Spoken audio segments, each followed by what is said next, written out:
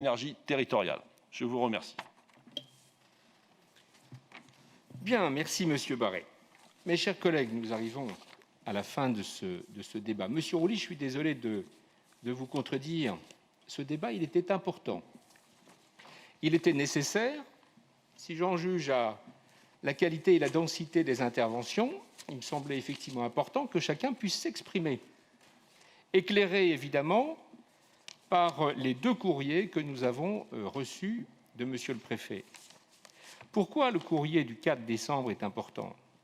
Parce qu'il fait suite, Monsieur Rouly, à la décision du Conseil d'État de purger l'intégralité des recours qui avaient été formés.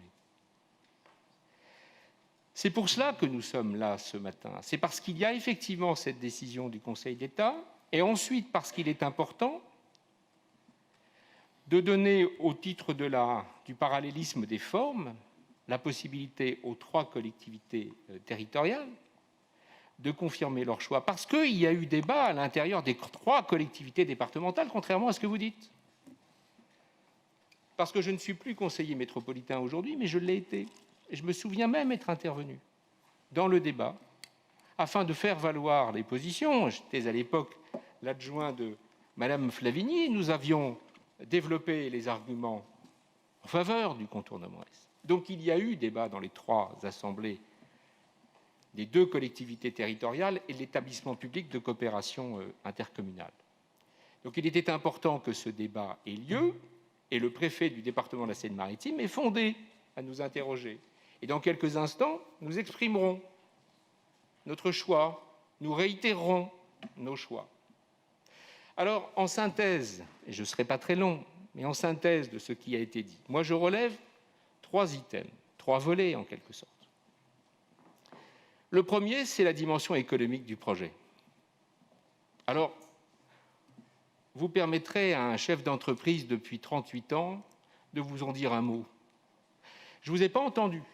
Je ne vous ai pas entendu sur le volet économique. À croire que ça ne vous intéresse pas. Ce projet, il est fondamental pour le développement de ce territoire. Pourquoi est-il fondamental? Parce que c'est celui qui permet d'irriguer, en fait, le développement économique et nos entreprises. C'est celui qui permet de raccrocher le port de Rouen à l'ensemble du réseau.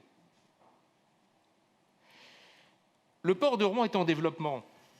Le port de Rouen est un port rare. C'est un port de fond d'estuaire. C'est un port de vrac. J'aurai l'occasion d'en dire un mot tout à l'heure lorsque j'aborderai le sujet de l'environnement. C'est un port de vrac.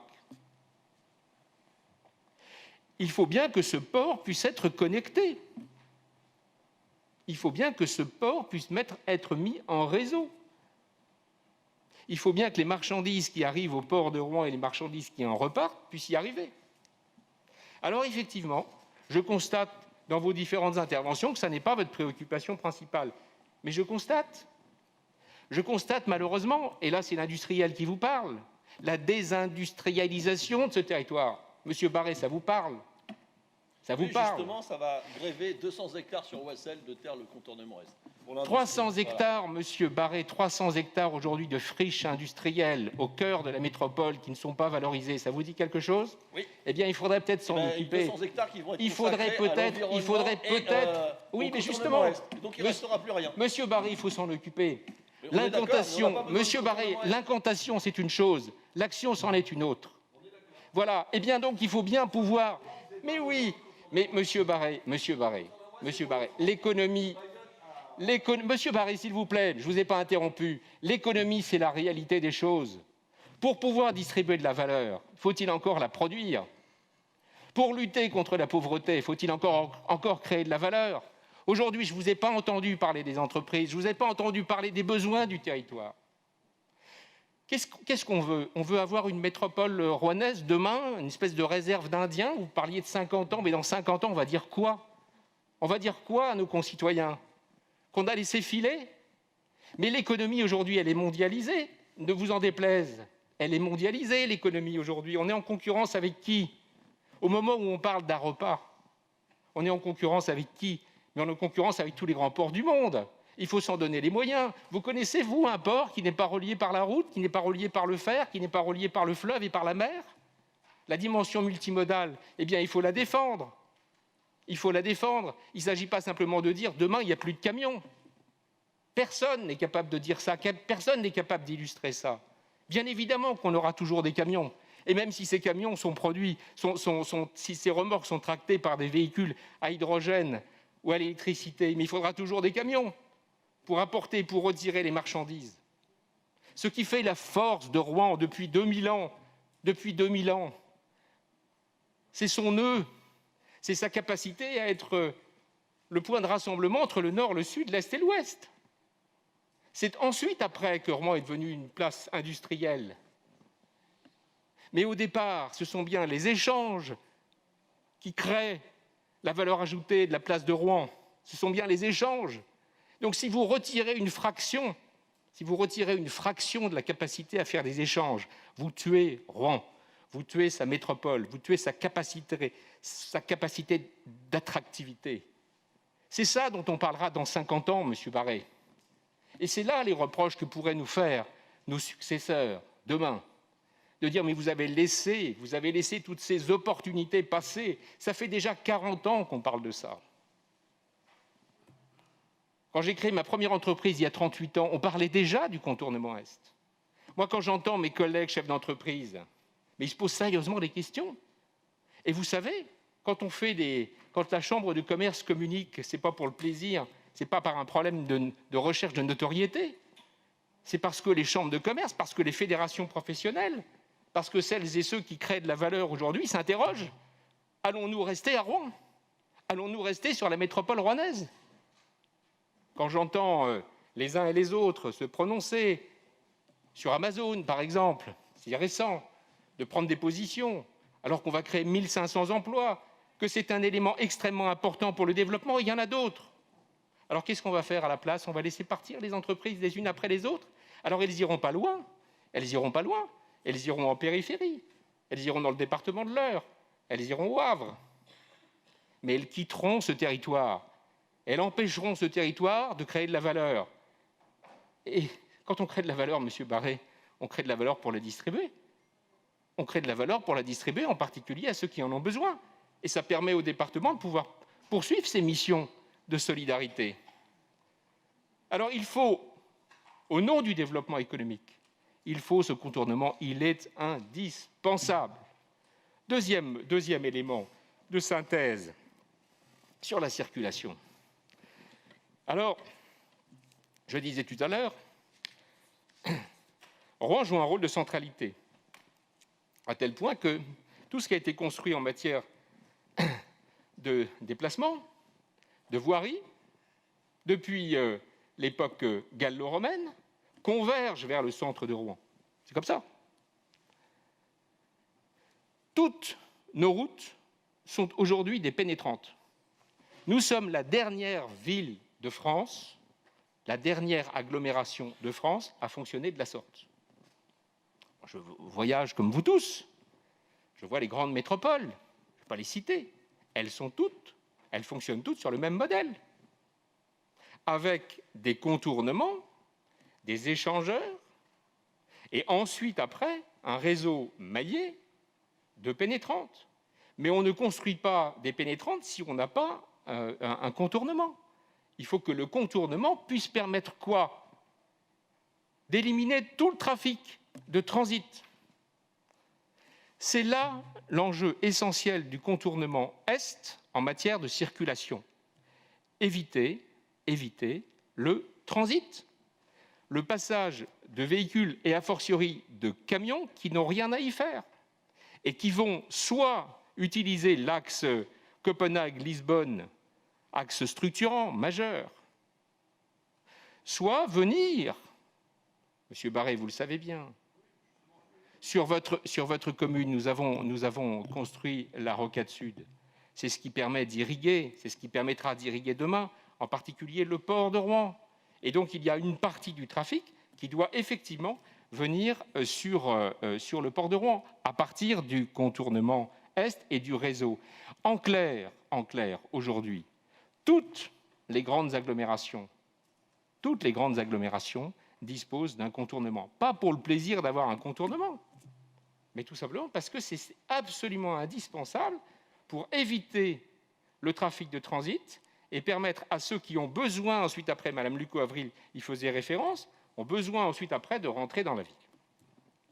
Pour la circulation, pour la santé de nos concitoyens, vous comprenez bien qu'aujourd'hui, les camions qui empruntent le tunnel sous la Grand-Mare passent au pied du pavillon de pédiatrie du CHU de Rouen. Alors, est-ce qu'on va continuer encore? Et quand bien même on serait demain sur des tractions électriques ou tractions à l'hydrogène, vous ne réglez pas le problème des particules fines, en particulier celles qui sont émises par les systèmes de freinage. Il faut faire un peu de technique aussi, M. Barré. Les systèmes de freinage aujourd'hui sont en fait en réalité beaucoup plus polluants que demain ne le seront les systèmes de traction. Alors, est-ce qu'on veut effectivement continuer à avoir, au pied du pavillon de pédiatrie de l'hôpital de Rouen, des camions avec des systèmes de freinage qui vont envoyer des particules fines?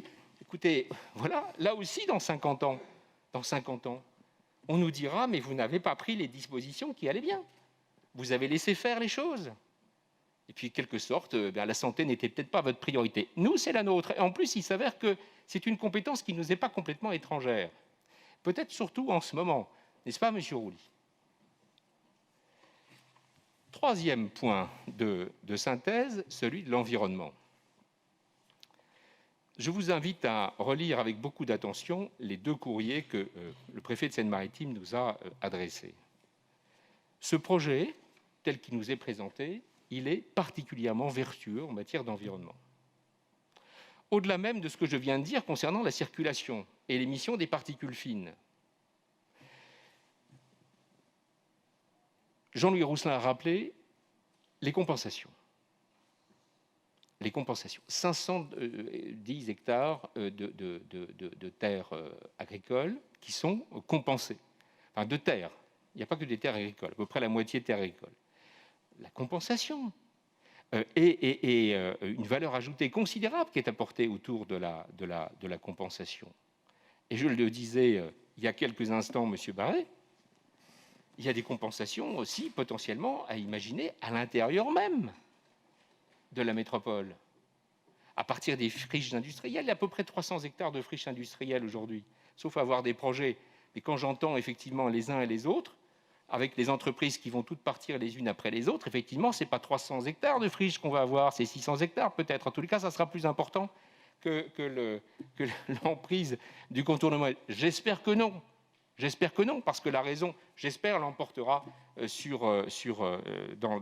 ce débat et dans les autres débats qui doivent se tenir. Pour l'environnement, ce sujet est important. Pour l'environnement, ce sujet est capital.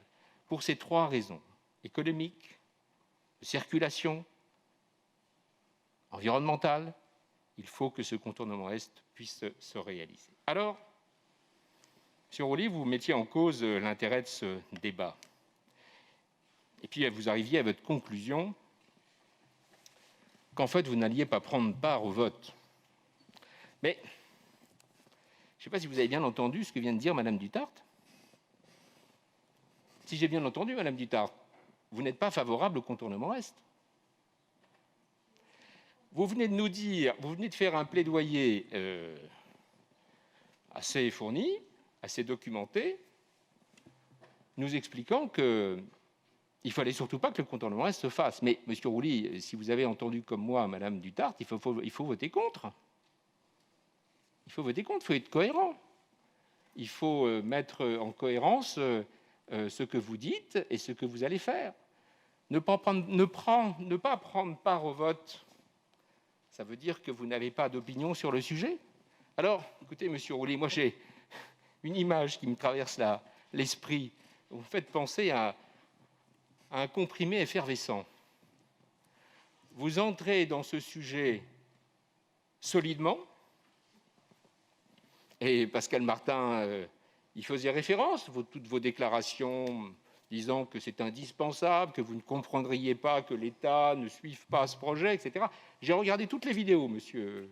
Voilà, bon. Donc, il y en a qui regardent les séries, moi, je vous regarde, voilà. Bon. et avec beaucoup d'intérêt. Vos plaidoyers en faveur du contournement est sont très édifiants. Je pense que je ne serais même pas capable d'en faire autant, voyez-vous. Bon. Donc vous entrez très solidement dans ce débat du contournement Est. Puis après, vous vous liquéfiez, en fait. C'est l'effet de l'effervescence. Et puis vous terminez vaporeux, en fait. Je suis désolé, ça n'est pas un jugement de valeur, Monsieur Rouly, je ne me permettrai pas. Mais c'est simplement cette image que j'utilise pour dire que ce sujet est suffisamment important, Monsieur Rouly, pour qu'il ne soit pas pollué par des considérations d'ordre politique. Nicolas Bertrand l'a parfaitement bien dit. On voit bien, non, parce que, vous savez, on lit aussi la presse. Bon, nous sommes informés par la presse. Et qu'est-ce qu'on lit? Effectivement, c'est la campagne électorale des élections municipales, avec des accords. Alors, en effet, depuis que la fée verte s'est penchée sur le berceau socialiste, eh bien, il s'est passé des choses. Alors, c'est peut-être là aussi l'effet de l'effervescence. Mais je crois vraiment, et je conclurai par là, avant de vous inviter à vous exprimer, ce sujet est particulièrement important. J'ai tenté de le démontrer. Et ce n'est pas la première fois, évidemment, que nous avons ce débat. Encore une fois, M. Rouly, vous y avez contribué. Vous avez même apporté des arguments intéressants dans le passé. Ce débat est important. Il vaut mieux, enfin, je vous livre mon sentiment, il vaut mieux que de simples considérations d'appareil politique. Bon. Dans 50 ans, M. Barret, quand nos successeurs observeront, ils diront « ils n'ont pas été à la hauteur ». Ils n'ont pas été au rendez-vous. On est là pour quoi? On n'est pas là pour organiser les arrière-boutiques des appareils politiques. J'en parle d'autant plus volontiers que moi, je ne suis pas là-dedans, en fait. Ça fait 20 ans que je ne suis pas dans un appareil politique, donc ça ne me pose pas de difficulté. Et c'est facile à démontrer et à prouver. Et qu'est-ce qu'ils diront, en fait? Ils diront, voilà, les petits arrangements politiques d'arrière-boutique ont eu raison d'une réflexion structurante au profit de notre territoire. Sincèrement, vous croyez qu'on est engagés, nous les uns les autres, dans une collectivité comme celle-là, pour faire de la tambouille? On est là pour s'intéresser aux sujets structurants, comme on le fait depuis 1 an pour faire face à cette crise, Monsieur Rouly, vous le savez bien, pour faire face à cette crise sanitaire, en mobilisant tous les moyens du département, dans un budget, on en a parlé, particulièrement difficile à établir, à construire, et que nous avons réussi à établir, et qui a été voté largement lors de notre séance budgétaire. Donc voilà pourquoi nous sommes là. Nous sommes là pour défendre notre territoire, et nous sommes là surtout pour préparer le territoire de ceux qui nous suivront. Et ceux qui nous suivront demain, ils auront besoin d'être fiers des décisions que nous prenons. Cette décision du contournement Est, elle est vitale. Elle est vitale. Et si nous ne prenons pas ces décisions maintenant, et ça a été dit, cet argent public partira. Et je peux vous dire, pour rencontrer régulièrement mes collègues présidents de département, eh bien, je peux vous dire qu'il y en a qui attendent ça avec beaucoup d'impatience pour pouvoir voir le ruissellement de l'argent public tomber dans leur escarcelle. Mais ça se fera aux dépens. Ça se fera aux dépens de notre territoire. Ça se fera aux dépens du territoire de la Seine-Maritime. Oui, ce projet de contournement Est est un projet départemental. Et c'est la raison pour laquelle nous avons organisé ce débat en répondant à la demande du préfet. Oui, ce projet de contournement Est est un projet régional. Et c'est la raison pour laquelle la région est engagée dans ce projet depuis toujours. C'est un projet national. Nous sommes la dernière collectivité à ne pas disposer d'un contournement de son agglomération.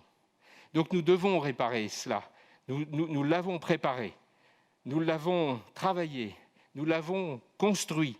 Il s'agit de l'intérêt de nos habitants, il s'agit de l'intérêt de la Seine-Maritime. Je souhaite que le conseil départemental soit au rendez-vous. Merci pour votre attention et nous allons maintenant passer... Non.